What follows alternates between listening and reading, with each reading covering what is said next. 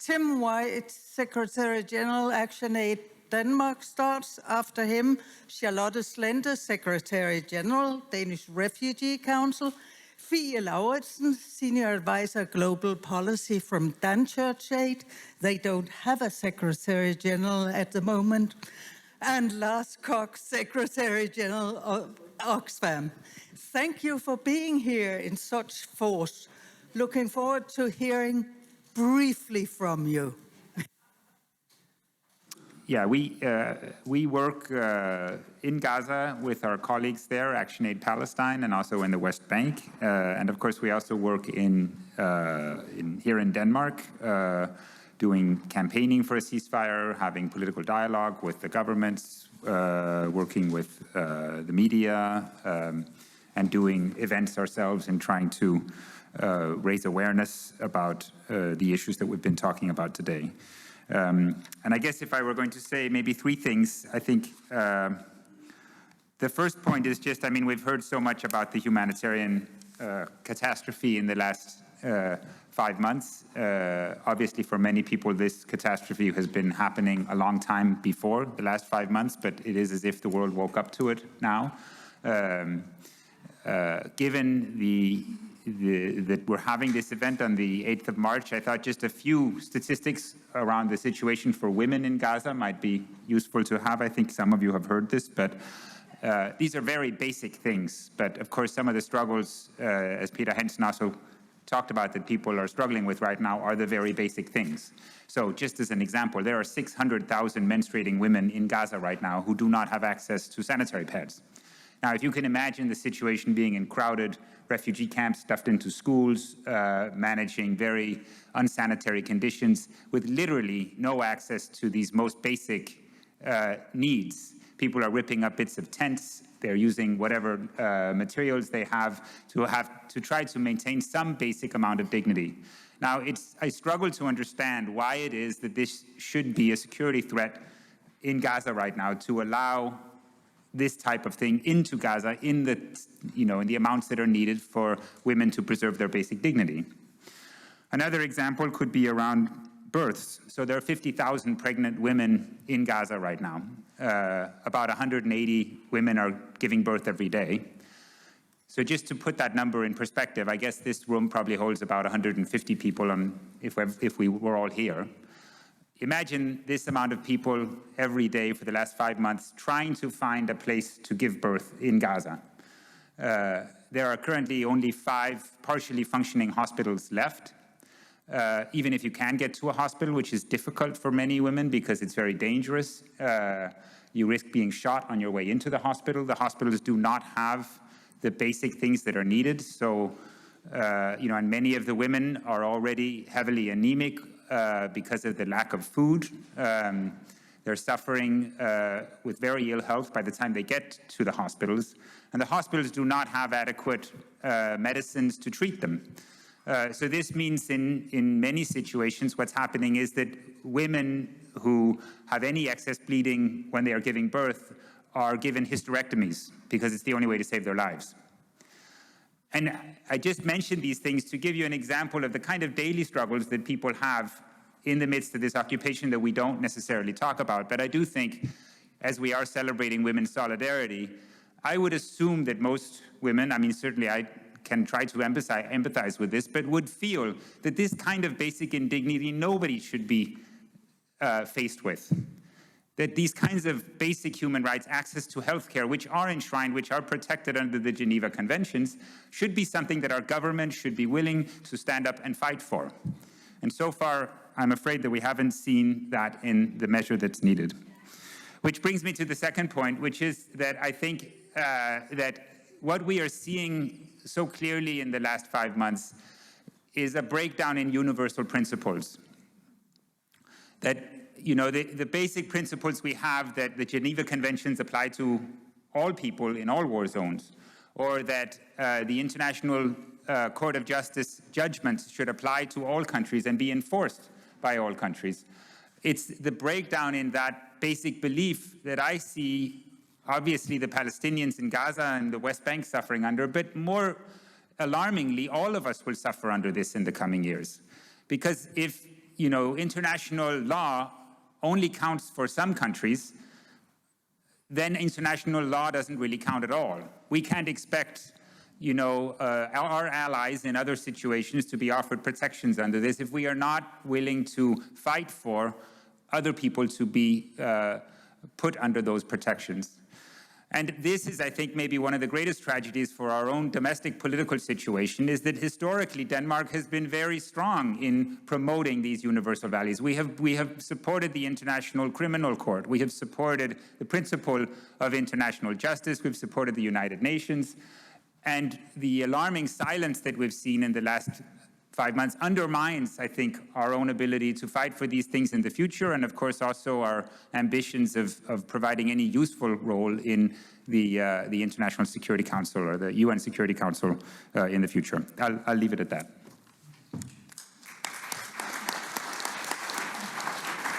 I can try to be hopeful later if you want. Thank you, Charlotte Slente. Thank you very much. I represent DRC, the Danish Refugee Council. The council in itself is not present in Palestine and therefore not in Gaza, but we are working to become re-registered to be able to operate, and we are conducting needs assessments on the ground as to become as relevant as possible in the present situation. We do, however, work in the broader regional context, and we operate in Lebanon and Syria and Jordan, where we have millions of Palestinian refugees living in protracted displacement, and some of them under very precarious and very difficult circumstances. And there we work to support people affected by displacement, and that includes the Palestinian refugees as well, for them to access their rights, to get protection, and to get access to services. Many of our staff in the region are Palestinians themselves, and they are, of course, extremely affected by the situation in Gaza. So DRC supports the plight of the Palestinian refugees in the region. But just to say then a few words on, a few messages supplementing what you say, Tim. First of all, it is International Women's Days and human rights. Women's rights are human rights. Don't forget that. So today, I think it's important that we actually emphasize the gains made by so many impressive Palestinian women in Palestine. And in Gaza, I would like to say that the women-led and women's rights organizations are playing a very, very important role in Gaza. And they operate despite enormous challenges and have continued operating also after October 7th, with many of staff members themselves being displaced in this present situation, and their office spaces and physical infrastructure damaged and destroyed. And they have remained active, which I think is commendable in itself, and they have been operating and are operating to this day. Also like to stress that in Palestine at large, there is a very alive and kicking women's movement. And they support implementation of Resolution 1325 that I think you spoke about in the first session. I wasn't able to attend then. And what we would like to say here is that we would like to urge Denmark, but also other donor governments, to continue supporting the women-led organizations and the Palestinian civil society organizations at large with unearmarked and predictable funding, because that is what they need. I also need to say that Palestine, the state of Palestine, has a very proactive national action plan on 1325, actually. It's very comprehensive. It addresses the issue of preventing and protecting women and girls from gender-based violence. It also stresses the need to ensure accountability for rights violations against women and girls, and it promotes Palestinian women's participation in decision-making, also around peace building and reconciliation efforts. And it ensures diverse needs that need to be reflected and addressed in in the humanitarian response and early recovery efforts. But I also need to say that in the view of the present situation, there are a number of requirements on the international community that we need to make as a civil society organization, and I think you already mentioned a number of them. We need to continue putting political pressure to secure international humanitarian law is respected and complied with. We need a ceasefire to begin with. We need sufficient aid into Gaza, and we need continued funding to critical humanitarian response and the actors that can respond. And to a large extent, these actors are actually Palestinian actors, and a number of them Palestinian women organizations. So those are the ones we need to be supporting. And then I might come back to some of the other points in the question and answer session, because I can see a red signal over there from Kirsten. Thank you very much.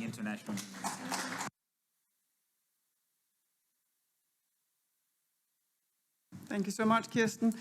And thank you for inviting us here today. Thank you to the organizers. You've done an incredible job putting Palestine on this day today. I work for an organization, DCA, who has a very, very long history in Palestine. We have 17 partners, 14 Palestinian NGOs, and 3 Israeli NGOs. We have 16 staff, and some of them are right now in Gaza. They are from Gaza, suffering with the people of Gaza. We have a very strong focus on combating sexual gender-based violence. We work with women-led and women rights organizations in Palestine to really help them, provide counseling, and so on. This is the work of our partners. I want to stress this, and they're doing a hard work every single day to provide this work even after 7th of October. Let's be clear, all the women-specific protection issues that we have heard today relate to the need for immediate and lasting ceasefire and to humanitarian access. Without that in place, nothing is going to change. What we're doing as well is to do advocacy. We've heard today how important it is to engage in dialogue. And advocacy is about engaging in dialogue. And we've heard the UN, but another really important actor here is the EU. And in 1 year from now, Denmark is going to take the chairmanship, the presidency of the EU, and can also, through the EU, play a significant role in influence EU politics on Israel-Palestine. Saying that as well, our advocacy is working in a multi-track approach. So one thing is happening in Palestine itself, shrinking space and civic space for NGOs, whether Israeli human rights organizations and Palestinian NGOs, is really under pressure. And a lot of work has to be done in Palestine and Israel to make sure this civic space is not completely lost. Another level is the EU level, and just 2 days ago, Spain and Ireland actually put forward a suggestion to address the Israel-EU Association Agreement. And that way, it's not only about how we can influence Denmark, it's also about how we can influence other EU states. And that's when you're working as a civil society organization with many sister organizations in other European states, we can actually make a collective effort. And lastly, Danish government is of course important. And I have 4 messages, and I'm not seeing our politicians in the room any longer. I hope maybe all, Trine, you're there, that's good. That's very good. Localizing this agenda, making sure that women-led and women rights organizations are getting the funding, the space, the resources to lead their work. Just now, only 0.1% of the total humanitarian funding is going to women-led organizations. That's not good enough. We can do it much better. And I like that suggestion from the floor about a fund, allocating funds for women-led organizations is what we should be doing. Another thing is also accelerate progress on the Women, Peace, Security agenda. Denmark is right now also working on the next national action plan. We can influence that. We can make this part, the financing of women-led organizations much more strong in that. And we're about to also develop a new development and humanitarian strategy for Denmark. Let's put emphasis on localizing of strong women national organizations that gets the finance and the resource to help the people on the ground. And finally, as Mitra, you were saying, dialogue. The advocacy we are doing where we bring Danish politicians and Danish journalists to Palestine is making a difference.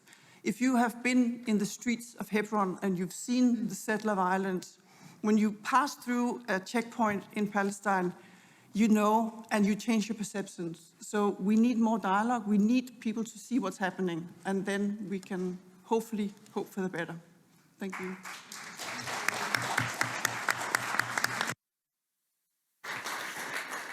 Lars Koch. Thanks. Wonderful to be the last man speaking after a long day with a lot of good inputs and speeches. Fortunately, then I have a female colleague who helped me with some speaking notes. Normally I wouldn't quote that, but I'll quote this directly. The Gaza crisis is a feminist issue, a reproductive issue, a human rights issue. For feminists like myself, silence in Gaza is no longer an option.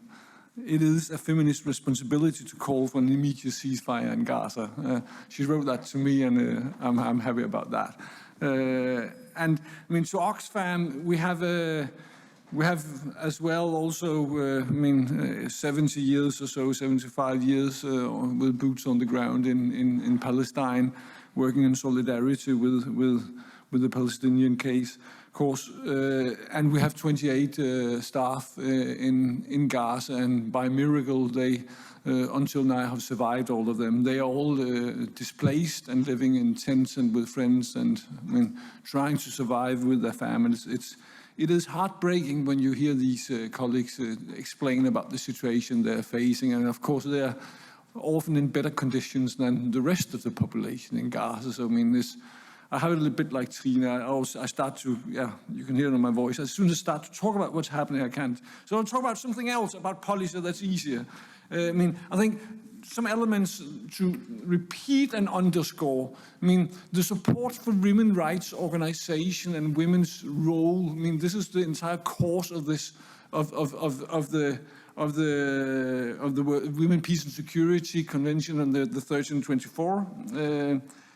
It's key, not least due to that we see that women are at the forefront of, facing the causalities. They are the hardest hit on the ground. We've heard many elements of that, but also the first responders, as my colleague Ragda from Oxfam in Palestine, she explained. They're the first responders, and we have to support them. We have to support them with, flexible, achievable, reachable funding. We have to make sure that they are included in decision-making, exactly like Tahani, our wonderful colleague here from the international, what is called this, the International Crisis Group.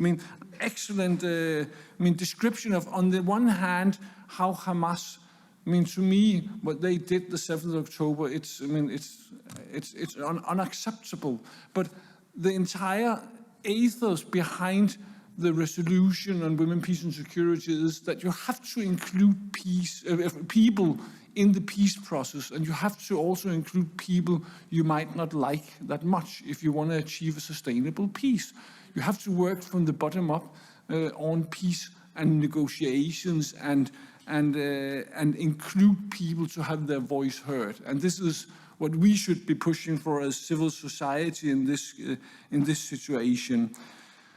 I think on the Danish government, they have this repeat Security Council, EU chairmanship, Africa plan or African strategy or whatever they call it, development strategy coming up. Many opportunities to Denmark to raise this issue in international forums and in the fields where they are present. I mean, I believe that Denmark's role, particularly in the Security Council on the resolution 1324, is key. They have an action plan they're going to present. The focus also on what's happening in Gaza will be very, very important to foresee if Denmark will either, as a member of the Security Council, be legitimizing a structure which is not legitimate, or will it raise its voice and use its seat to question this system and as Dmitry and Jasper, I mean, call for a change of this colonized system. That will be important to listen to. And that has to do with the final thing I'll say. The larger concern, as Tim also raised on this is what is happening to our international rule-based system. When we see this hypocrisy that we see in Gaza compared to other conflicts, when we see Denmark and other Western countries accepting double standards, I mean, the eyes are on us from the global south, and we know what they think. And I mean, this is, undermining any legitimacy for us as countries, but more important, to the international rule-based order. And that is the major concern by this conflict, and that's where Denmark has to step up, because it is in our own interest to have a rule-based system. Thank you.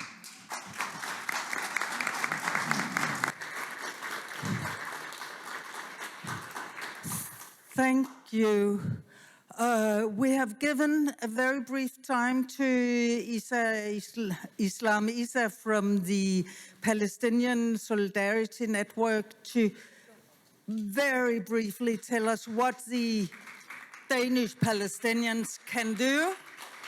Then I'm going to ask the speakers if they have any comments, and our Secretary Generals and one advisor will get their chance to respond, and if there's time, I'll open the floor, but I doubt it, I'm sorry. Isa? Yeah, so sorry, Lars, you will not be the last man to speak, so... But I will be focusing in the limited time that I have on the concrete actions that we can take right now to stop the genocide happening in Gaza, and also to stop the gender-based violence that's happening now and have been happening for 77 years. One of them is to disturb the war machine, and that's based on a request from workers in Palestine to disturb the war machine, and that could be done through different actions and campaigns targeting the media or publishing reports or blockades, such as blockades that we in the Solidarity Network have been doing to block Therma, which is a Danish company that's manufacturing 80 mission-critical parts of the A-35 that's being used right now in committing the genocide on Gaza.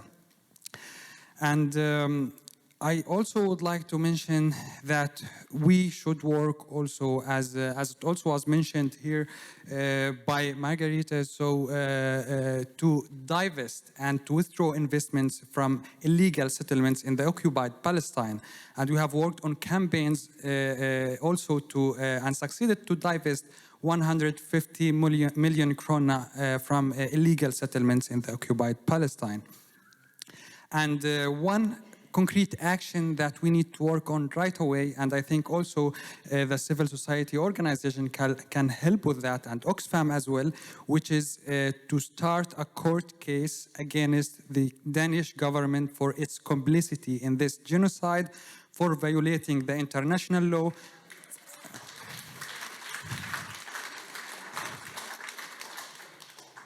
and for violating the Armed Trade Treaty and the Security Council 1325 and the Genocide Convention and the Human Rights Law as well.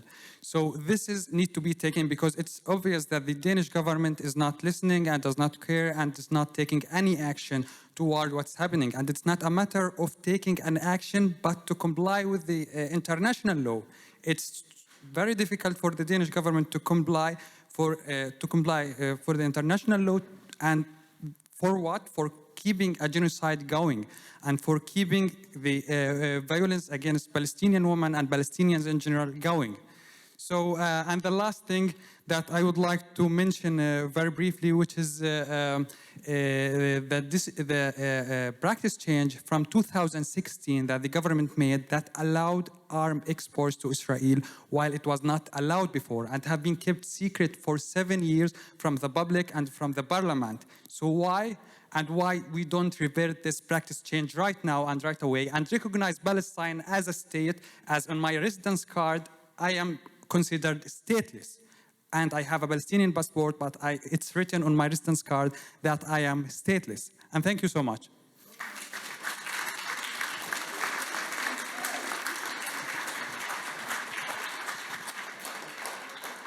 Thank you. Is there any comments from any of the speakers on what we've heard from the organizations or throughout the day? Any last points? Thanks, and thanks, Isa, for pushing us. It's valid and needed. I mean, I agree with you that it appears like the Danish government is becoming complicit in war crimes and what is potentially a genocide. We must consider how we can stop that. I mean, it's our government, but it's on us, and we have to do our utmost to stop that. And that counts. I mean, that's on the weapons and the wars where we're complicit. But I agree also with Margrethe mentioned on buying from illegal settlements is another means, and we are, as also Dan Church said, working with our European partners on both elements, and we'll follow up on this. I can promise that. Thank you.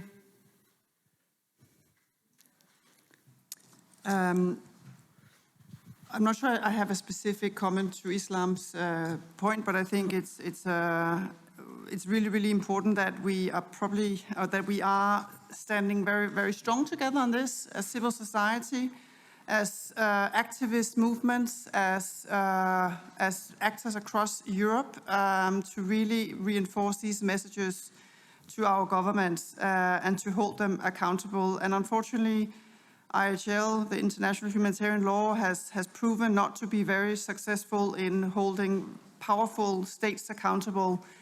And that is a long history, and hopefully we can change that. But I think we can only change that by going together and working with our governments as well, really engaging in this dialogue and showcasing also what's the needs on the ground, what is the impact on ground, and bringing our partners in Palestine and Israel to the policymakers to let them know what's happening, and bring the policymakers to Israel and Palestine as well. Only that way, I think, that we will see a mindset change.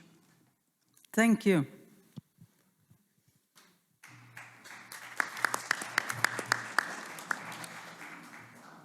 From my side, just an appeal. We have been talking about the need for ceasefire, the need for respect for international humanitarian law. We've been talking about the role of humanitarian assistance and development assistance.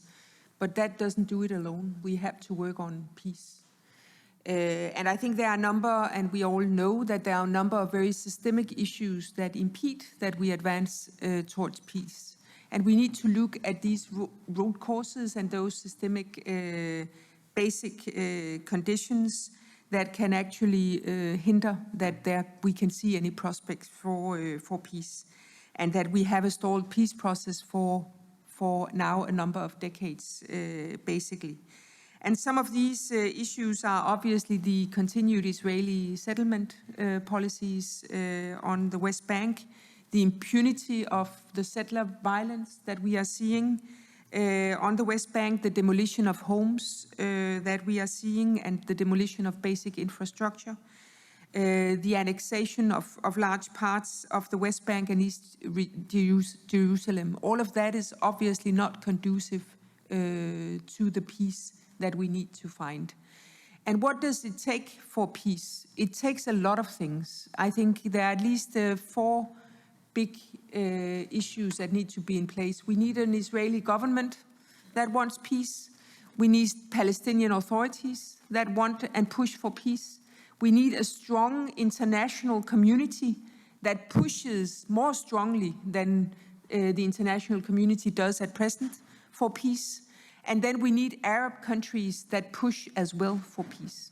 And these 4 factors need to instill themselves at the very same moment for actually moving towards peace.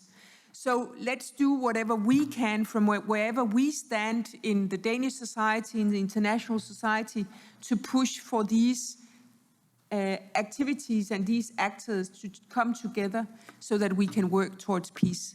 Without a peace in this region of the world, what we are seeing today, I mean, I fear that it could be replicated again and again, and that we could be seeing the same kind of hostilities when we meet in a year's time, in 2 years' time, in 3 years' time. So we need to go to sort of the ground fundamental issue of this. And its peace conditions are not good, but we need to push for it.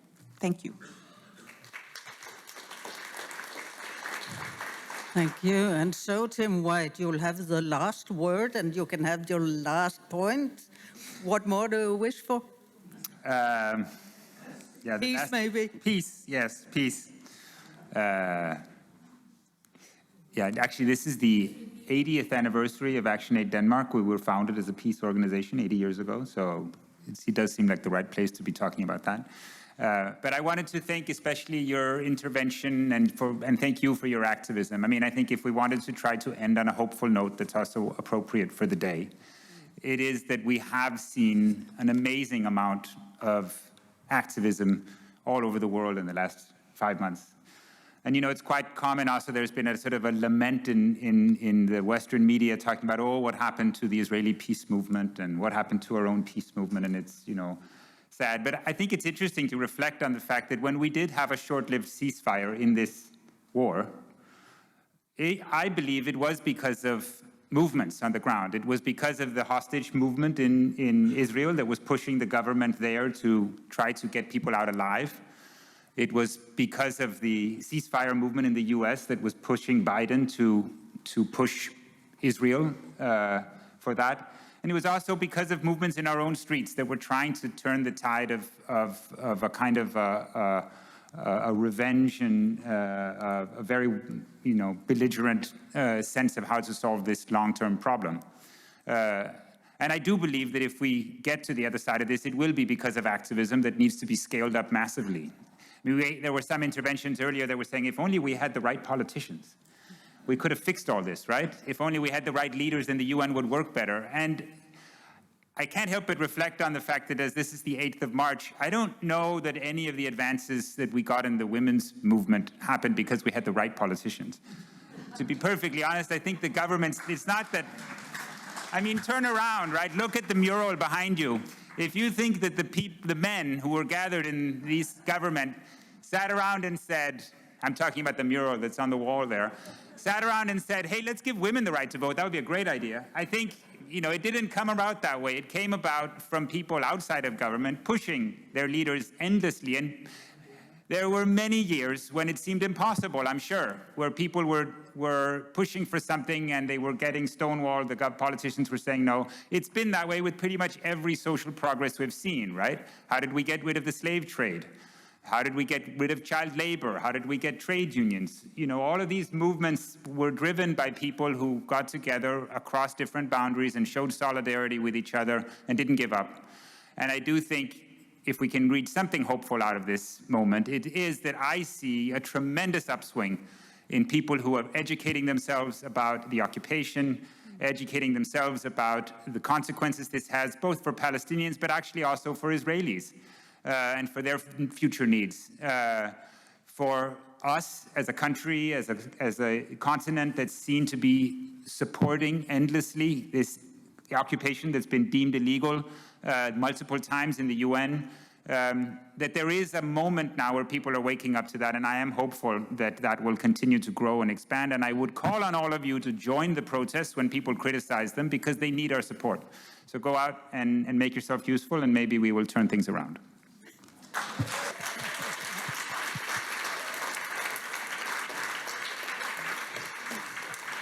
Thank you.